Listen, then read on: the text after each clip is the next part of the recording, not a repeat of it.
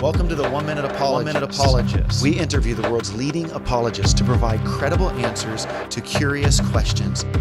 Jay, what is sharia law? All right, now sharia law is a law that is not really necessarily found in the Quran. It's found in the traditions that come after. Again, sharia law was only instigated with the four schools of law, the Shafi school, the Maliki school, the Hanbali school, and the Hanafi school. They don't even begin to appear until the 9th century, until 800, 820 with Shafi first. So they're much, much later.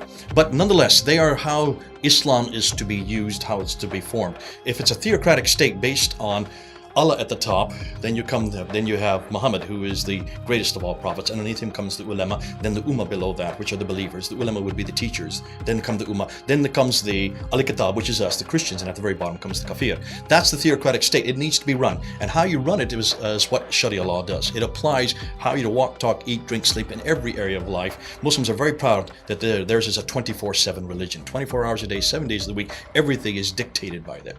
And that's where Sharia law comes in. It shows how it's to be lived out in all the 24 hours a day, 7 days a week. How you walk, talk, eat, drinks, how long a beard you're to grow, how you're to train your wife, treat your wife, even how you name your kids. All this is dictated by Sharia law. The difficulty is it's based on a 7th to 9th century model, Arab model, Middle Eastern model. It is not at all relevant for today. Let me give you some examples. In fact, rather than go back to Sharia, let's go back to where they derive their material from. They first derived their material from the Quran. Now, something as simple as, what do you do with thievery? Surah 5, Ayah 38, that means Book 5, verse 38 in the Quran says to cut off the hands of thieves. So Sharia law has to follow that because that's where it gets its injunction from. Should we be cutting off hands of thieves today?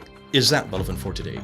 Surah 24, Ayah 2 stipulates that if anybody has committed adultery, they're to have 100 lashes.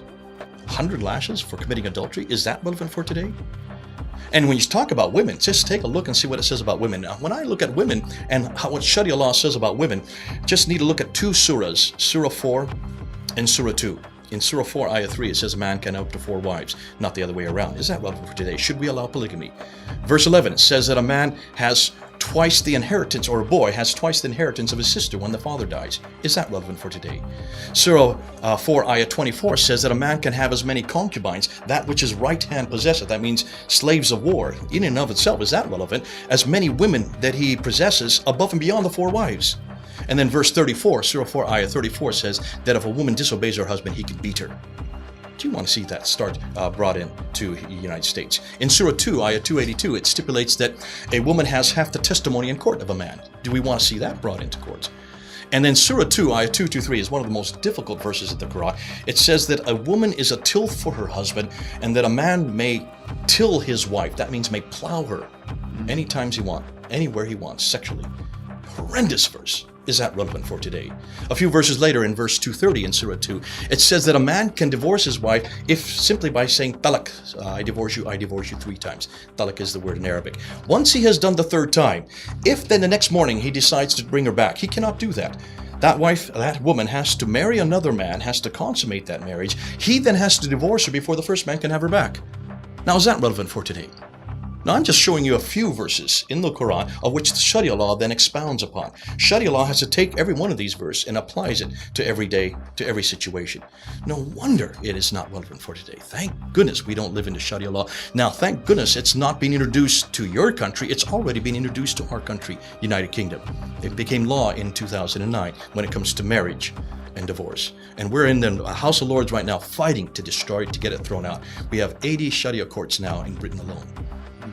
That's a whole nother implication. Once it's there, it's the thin edge of the wedge. These laws are going to start to be applied, and they're going to get larger and larger and larger.